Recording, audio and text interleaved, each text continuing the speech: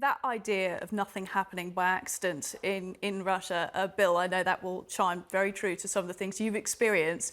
But let's talk about that a bit more relating to Prigozhin and the mutiny, which was exactly 2 months ago to this day. Again, seems a little bit coincidental. The plane would come down today. And again, Putin's aggressive reinvasion of Ukraine happened around the time of an anniversary as well. He is somewhat coordinated in his moves, isn't he? He's absolutely coordinated, and from Putin's perspective, the thing that always troubled me was why did he not engage in a purge of all these mutinous people like Prigozhin and those who sided with him the day after the mutiny? And what we also know about Putin is that he never forgives, never forgets, and so it seems like he was, from that moment on, planning a massive purge. I think that Prigozhin is the first. I don't think he's the last. I think there are other people involved in this whole exercise that will also find themselves dead. And Putin had to do this. He couldn't not do this if he wanted to stay in power. And so that this is the obvious result of a person who is disloyal and who turned on him, and I guess everybody expected it to happen, and here we are. Unless Prigozhin somehow put his name on the manifest, he's dead, and that's that's what Putin needs to show everybody else. And again, that is still a possibility, because anything is possible sometimes when it comes to Russia. And, we are going by this information. As Boris said at the start of this conversation, it seems weighted more likely that Prigozhin is dead as a result of this. But we do have to wait and see a bit more. We were just showing pictures there of Vladimir Putin, President of Russia, from Russian state media at a concert today. These are pictures of him walking onto stage, looking very happy and, doing the old, I'm very busy, nothing to do with what's going on elsewhere. So very interesting to see those. Boris, coming back to you then on Bill's point about why there wasn't a purge of these close, potentially changeable characters in the Kremlin.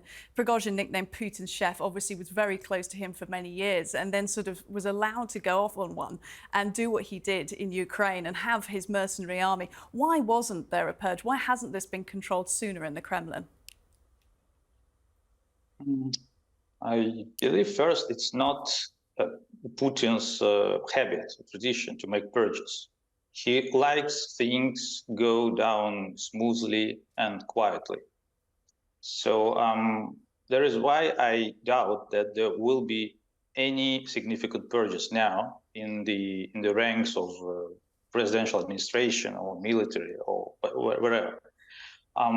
Why they did not do anything like this sooner in these 2 months? I believe the same reason why they didn't suppress the rebellion, the mutiny, on this very day. They just were unable to do that. Everybody saw that Prigozhin marched, Wagner group marched on Moscow without any resistance, without any people trying to block the roads or anything. So if Prigozhin did push further, he may have ended in Moscow, and nobody knows what could happen then. So I believe Putin found himself to be, in a very uncomfortable situation. He didn't have enough resources to stop Prigozhin. And when Prigozhin agreed to withdraw, and when they struck a deal with the help of Mr. Lukashenko or without, then Putin was gathering resources. He was waiting for a proper, opportune moment to strike.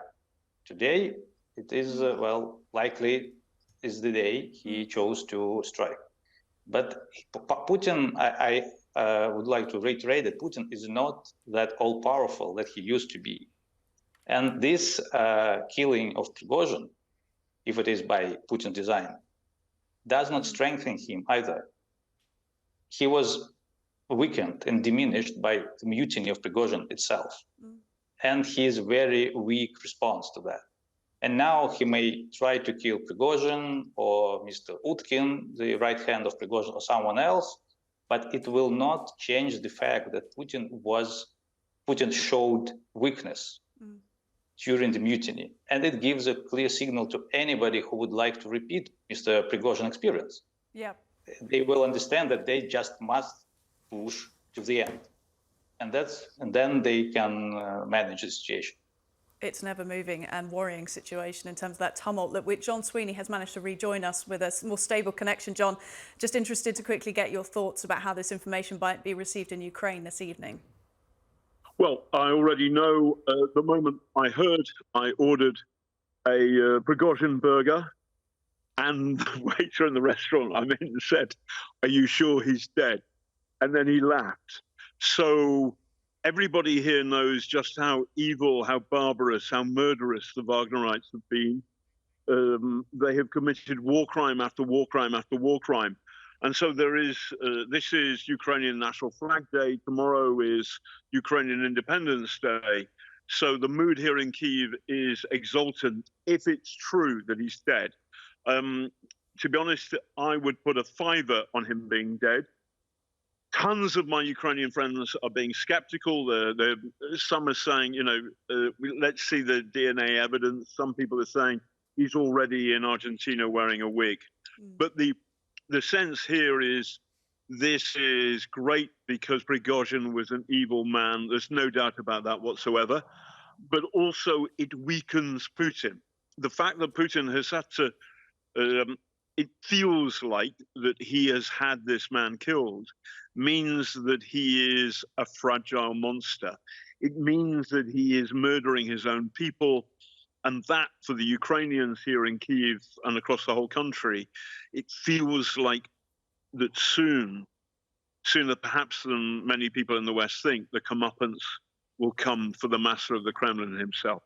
I can imagine they are waiting for that day with bated breath. Look, John, Boris, Bill, Richard, thank you very much for making time.